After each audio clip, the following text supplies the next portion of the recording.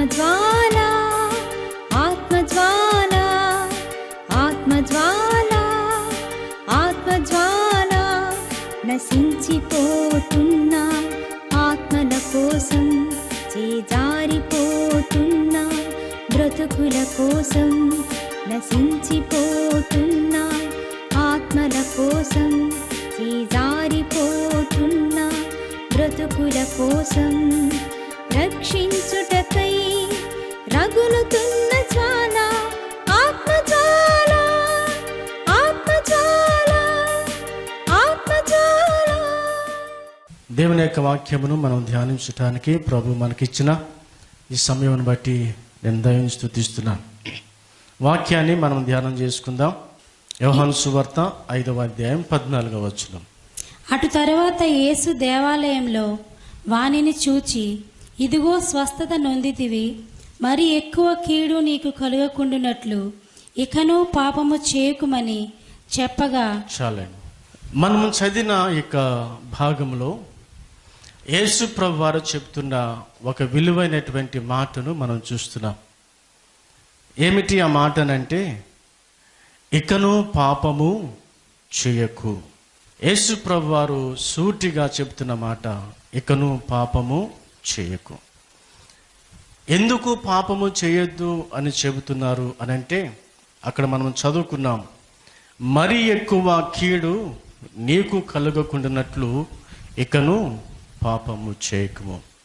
పాపము చేయుట ద్వారా కీడు కలుగుతుంది. పాపము చేయుట ద్వారా వచ్చిన కీడును బట్టి వ్యాధిని అనుభవిస్తున్నాడు అనేది మనకు అర్థమవుతుంది.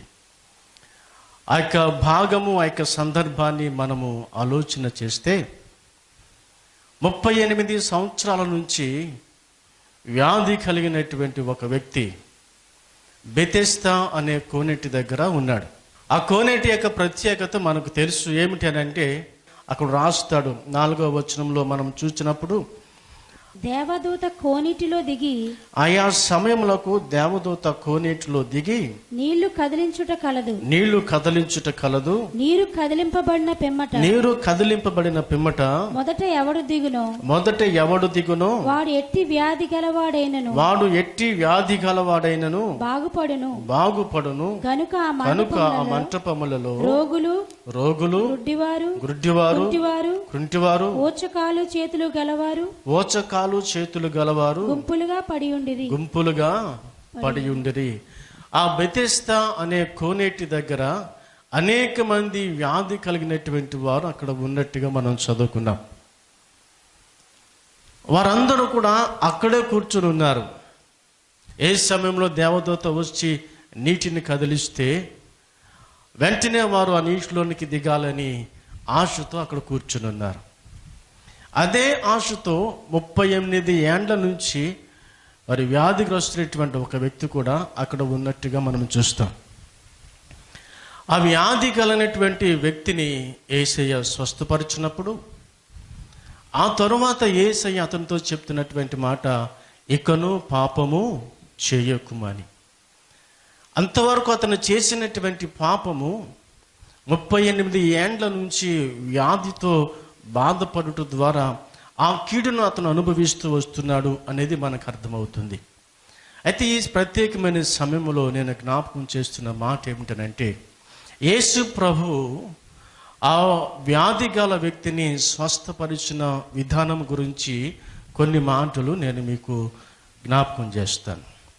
యేసు ప్రభు యొక్క సువార్త పరిచర్యలో ఆయన స్వస్థపరిచినటువంటి కార్యాలన్నిటినీ మనము చాలా మట్టుకు ఆలోచన చేస్తే, యేసు ప్రభు వారి దగ్గరికి వచ్చినటువంటి వారిని స్వస్థపరిచాడు. యేసు ప్రభు వారిని, ప్రభువా నీకు ఇష్టమైతే నన్ను బాగు చేయము అనేటువంటి వారిని స్వస్థపరిచాడు. దేవా మమ్మను కరుణించుము అన్న వారికి స్వస్థతను కలిగించాడు. దావీదు కుమారుడా నన్ను కనికరించుము అన్నటువంటి వారిని స్వస్థపరిచాడు. లేదా అమ్మా నీ విశ్వాసము గొప్పది, నీవు కోరినట్టే నీకు కలుగునుగాక అన్న సందర్భాలు మనం చూస్తాం. లేదా నీ నమ్మిక చొప్పున నీకు కలుగునుగాక అని చెప్పినటువంటి సందర్భాలు చూస్తాం. నమ్ముట నీ వలనైతే నమ్మువానికి సమస్తమును సాధ్యమే అని చెప్పిన సందర్భాలు చూస్తాం. యేసయ్య చేసేటువంటి స్వస్థత కార్యాలు చూచినప్పుడు ఇంచుమించు అన్ని కార్యాలు కూడా వ్యాధి గలవాడు యేసయ్య దగ్గరకు రావటము, యేసయ్యను నన్ను కరుణించుము, బాగు చేయము అని అడగటము, లేదా వచ్చినటువంటి వారిలో విశ్వాసమును బట్టి, వారి కలిగి ఉన్న నమ్మకమును బట్టి యేసయ్య స్వస్థత చేయడం మనం చూస్తాం. కానీ ఇక్కడ జరిగినటువంటి స్వస్థత కార్యములో వ్యాధి గలవాడు యేసయ్య దగ్గరకు రాలా.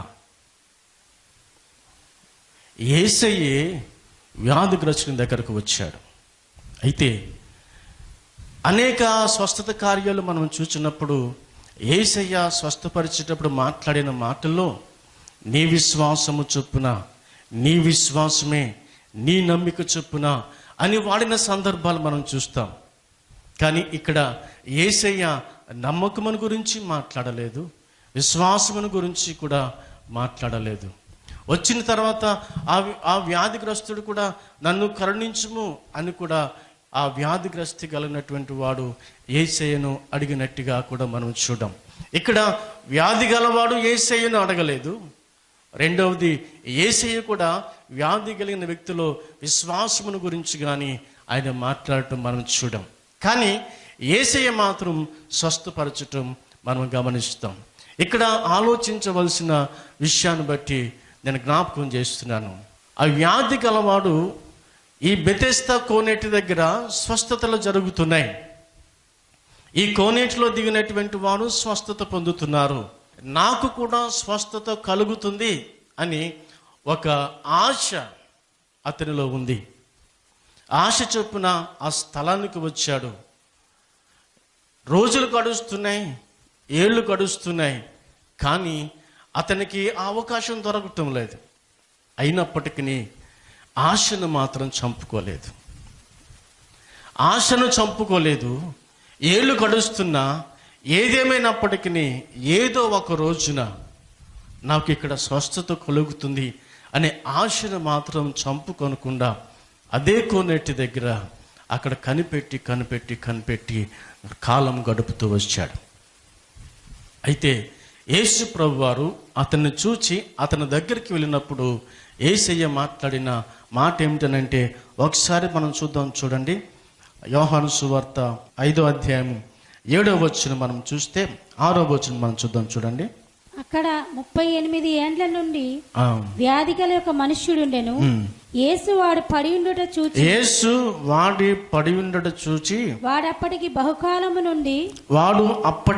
బహుకాలము నుండి ఆ స్థితిలో ఉన్నాడని ఎరిగి స్వస్థపడగోరుచున్నావా అని వానిని అడుగగా యేసు ప్రభువు వారు మాట్లాడిన మాట ఏమిటనంటే, చాలా కాలము నుండి అతడు అక్కడ ఉన్నాడు అని యేసయ్య ఎరిగి యేసయ్యే అతని దగ్గరకు వచ్చాడు. చాలా కాలము నుండి అతను అక్కడ ఉండటానికి గల కారణం ఏమిటనంటే, ఈ స్థలములో నాకున్న వ్యాధికి స్వస్థత కలుగుతుంది అనే ఆశను చంపుకోలే. రోజులు గడుస్తున్నాయి, కాలం గడుస్తుంది, కానీ అతను ఆశను చంపుకొనకుండా అదే స్థలంలో ఉన్నాడు. తన ఆలోచన మార్చుకోలే. ఇక్కడ నాకు అవకాశం దొరకటం లేదు, ఏళ్ళు గడుస్తున్నాయి, కానీ ఇక్కడ నేను ఈ స్వస్థత పొందటానికి నాకు అనుకూలతగా లేదు, కాబట్టి ఇంకెంతకాలం ఇక్కడ అనే ఆలోచన మార్చుకోవటానికి ప్రయత్నం చేయలేదు. కానీ అతను ఏ రోజైనా ఏదో ఒక రోజున నాకు ఇక్కడ స్వస్థత కలుగుతుంది అనే ఒక ఆశతో అక్కడే ఉండటం అతను జరిగింది. అయితే యేసయ్య అతను దగ్గరకు వచ్చాడు. యేసయ్య అతని దగ్గరకు వచ్చి అడుగుతున్నటువంటి ప్రశ్న, నీవు స్వస్థపడగోరుచున్నావా అని. దేవునికి స్తోత్రం కలుగునుగాక. హల్లెలూయా. ఆశను చంపుకోలా. అతను చెప్తున్నటువంటి వ్యక్తి, నేను చాలా ఏండ్ల నుంచి ఇక్కడ ఉన్నాను, నీళ్లు కదిలించినప్పుడు వెళ్ళాలి అనుకుంటున్నాను, కానీ నన్ను తీసుకుని వెళ్ళేవాళ్ళు ఎవరూ లేరు. అంటే అతనికి ఆశ అయితే ఉంది, తీసుకుని వెళ్ళేవాళ్ళు ఎవరూ లేరు, వెళ్ళటానికి అవకాశం కుదరటం లేదు. కానీ ఏదో ఒక రోజు అవకాశం వస్తుంది, నేను కూడా అక్కడ ఆ విధంగా నేను వెళ్ళగలను అనేటువంటి ఉద్దేశంతోనే ఏళ్ళ తడబడుతున్నా అక్కడే అతను ఉన్నాడు. ఇక్కడ మనము గమనించవలసిన ఒక విషయాన్ని నేను జ్ఞాపకం చేస్తున్నాను. ఆశ చావలేదు, ఆశను చంపుకోలేదు, కానీ తన యొక్క ఉద్దేశమును బట్టి స్థలాన్ని మార్చుకోలేదు, ఆలోచన మార్చుకోలేదు. ఎక్కడైతే స్వస్థత కలుగుతుంది, నాకు మేలు కలుగుతుంది అని ఆలోచన చేసుకున్నాడో అక్కడ స్వస్థత లేదా కార్యము ఆలస్యమైన, మేలు జరగటం ఆలస్యమైన, ఆలోచన మార్చుకొనకుండా, స్థలము మార్చుకొనకుండా, ఏదో ఒక రోజు నాకు మేలు జరుగుతుందని ఆశతో అక్కడే ఉన్నాడు. యేసయ్య ఆ స్థితిని ఎరిగాడు. అతను యేసయ్యను అడగకపోయినా, యేసయ్య పట్ల అతనికి విశ్వాసము లేకపోయినా ఆయన మాటను ఎందుకు నేను ఉపయోగిస్తున్నానంటే, అతనిలో విశ్వాసం ఉంటే యేసయ్య స్వస్థపరిచేటప్పుడు ఖచ్చితంగా నీ విశ్వాసమను లేకపోతే నీ విశ్వాసము చొప్పుననే ఏదో ఒక ఆ మాటను యేసయ్య ఉపయోగించేవారు. విశ్వాసం లేదనే చెప్పుకోవచ్చు. ఎందుకనంటే ఆ స్వస్థపరిచిన తరువాత ఎవరు నిన్ను స్వస్థపరిచారు అని అడిగితే ఆ స్వస్థపరిచిన వ్యక్తి ఎవరో నాకు తెలీదు అంటాడు. అసలు యేసే ఎవరో కూడా తెలియదు.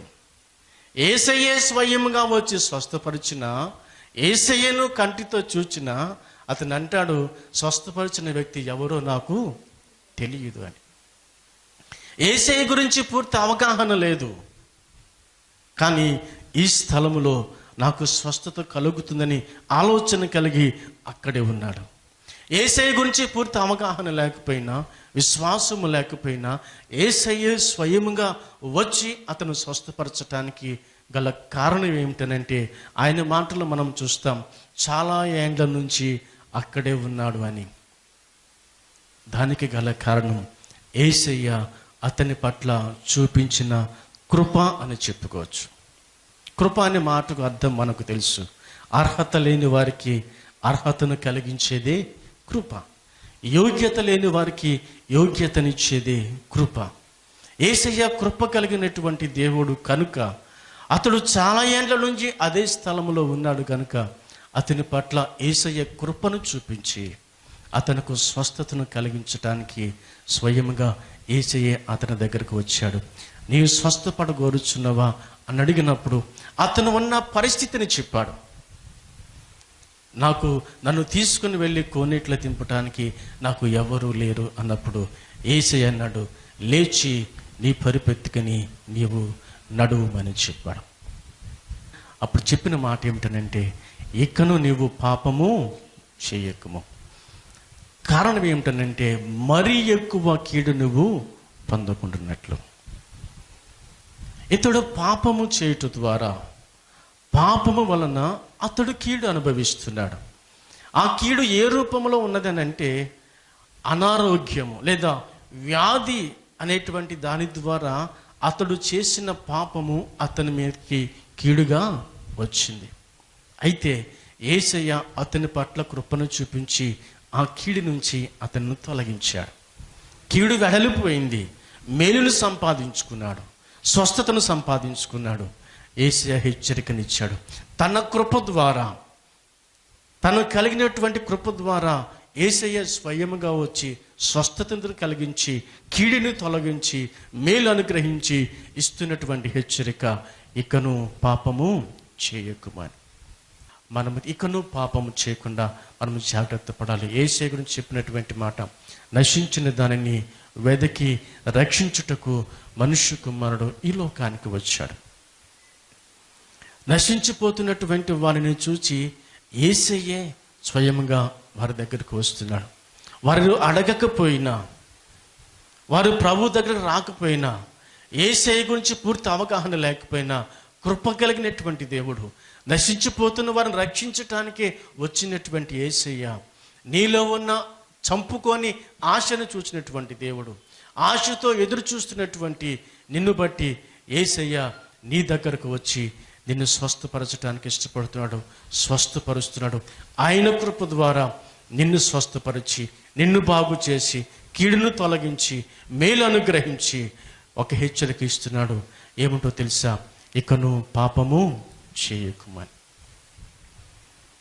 మనము గమనించవలసినటువంటి విషయం, అనేక సార్లు మనం అనుభవిస్తున్నటువంటి కీడులను బట్టి మనం ఆలోచన చేయాలి. మనము చేస్తున్న పాపములు అనేక సందర్భాలలో మన మీదకి కీడుగా రావచ్చు. కీడు ఏ రూపంలో వస్తుందో మనకు తెలియదు. మనము చేసినటువంటి పాపము మన మీదకి కీడుగా వస్తున్నప్పుడు ఆ కీడు నుంచి తప్పించుకోవటానికి మనము ప్రయాసపడాలి. ఒక ఉద్దేశాన్ని నేను జ్ఞాపకం చేస్తాను. ఇర్మియా రాసినటువంటి గ్రంథములో మనం చూస్తే, ఇర్మియా రాసినటువంటి గ్రంథం 6వ అధ్యాయం 19వ వచనాన్ని మనం చూస్తే అక్కడ ఒక మాట రాయబడుతుంది. తమ ఆలోచనకు ఫలితమైన కీడును నేను వారి మీదకి రప్పించుచున్నాను.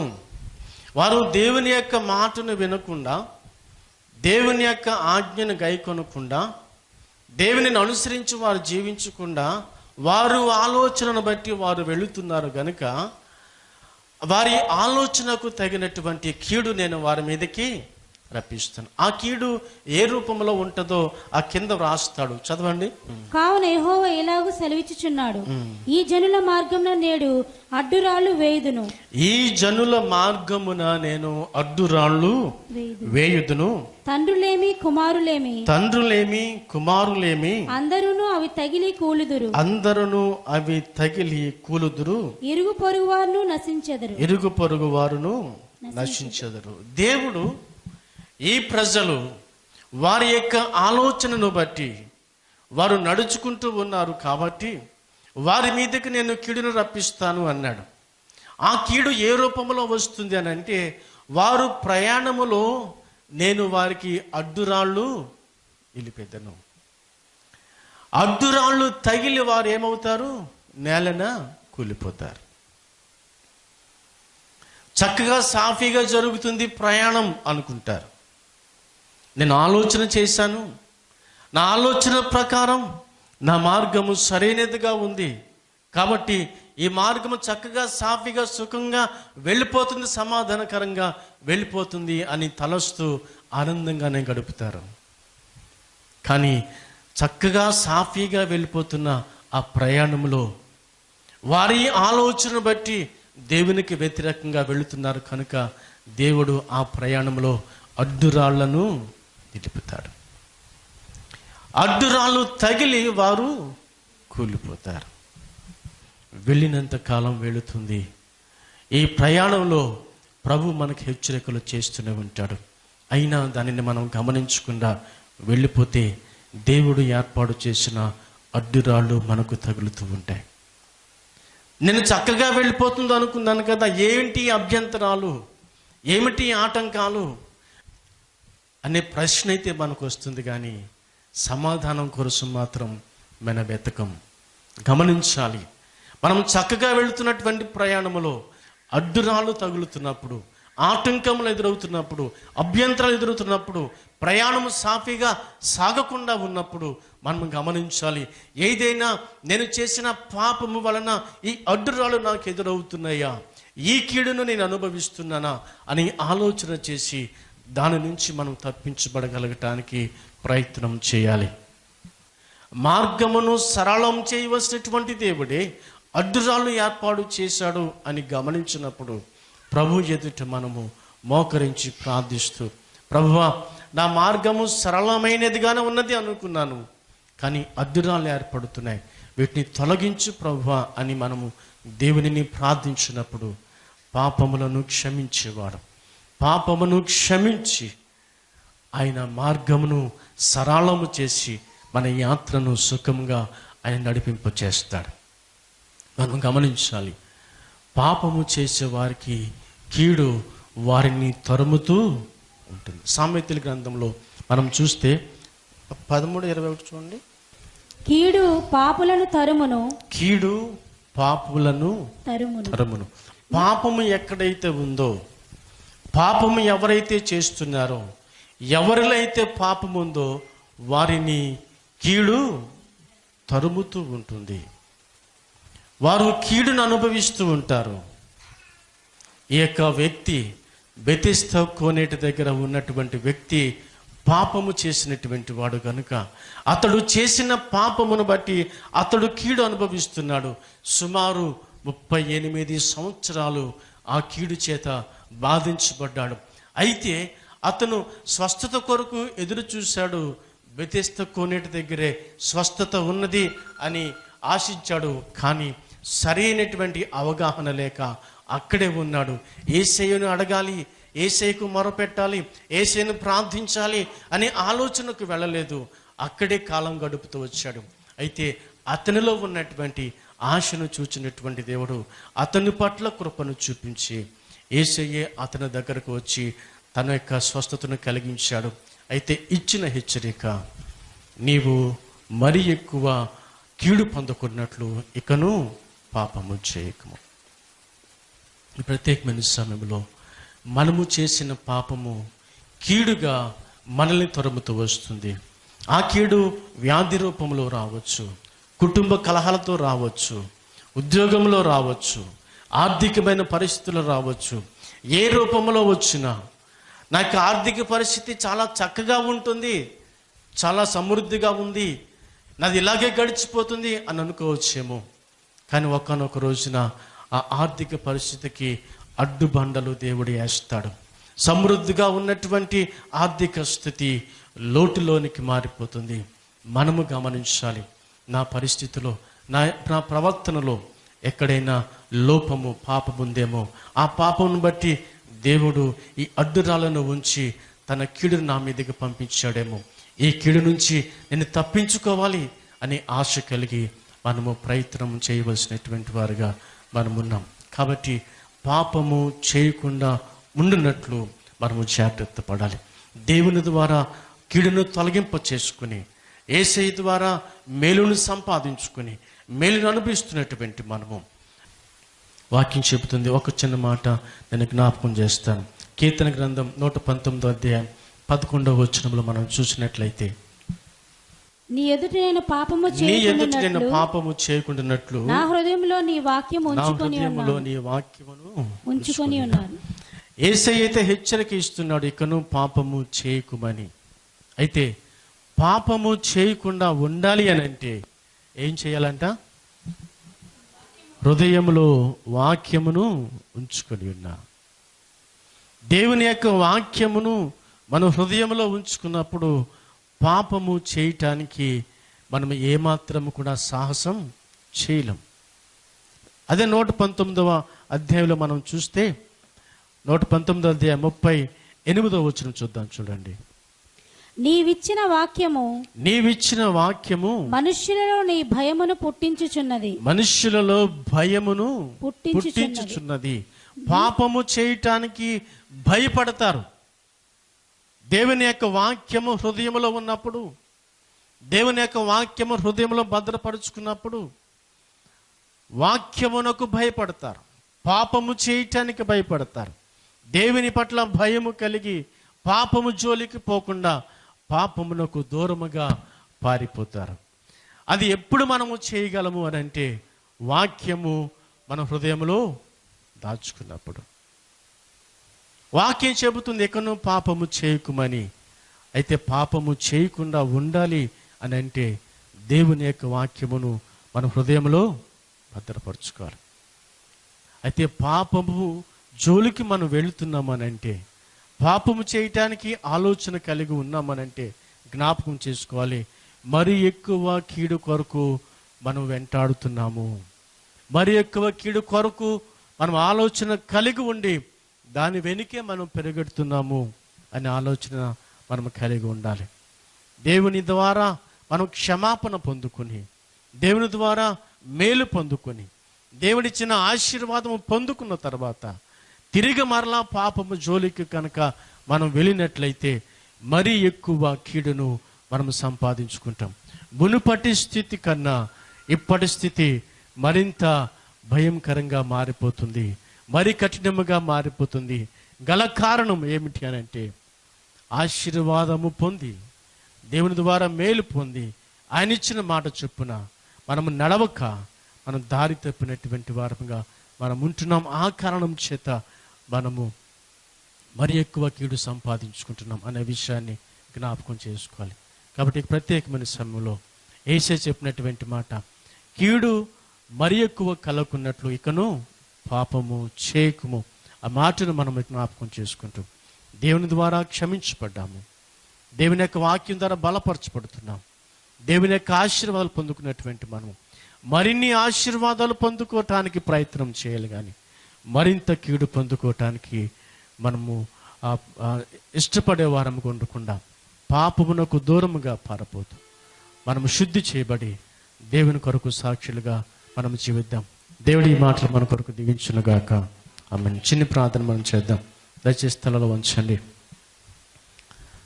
పరిశుద్ధుడా, నీకు స్తోత్రాలు చెల్లిస్తున్నాం. ఈ ప్రత్యేకమైన సమయంలో వ్యాధి గల వ్యక్తిని ప్రభువా నువ్వు స్వస్థపరిచిన సంఘటన మేము జ్ఞాపకం చేసుకున్నాం. మరి ఎక్కువ కీడు కలుగున్నట్లు ఇకను పాపము చేయకుమని మీరు ఇచ్చిన హెచ్చరికను ఈ సమయంలో మేమందరము గ్రహిస్తున్నాము తండ్రి.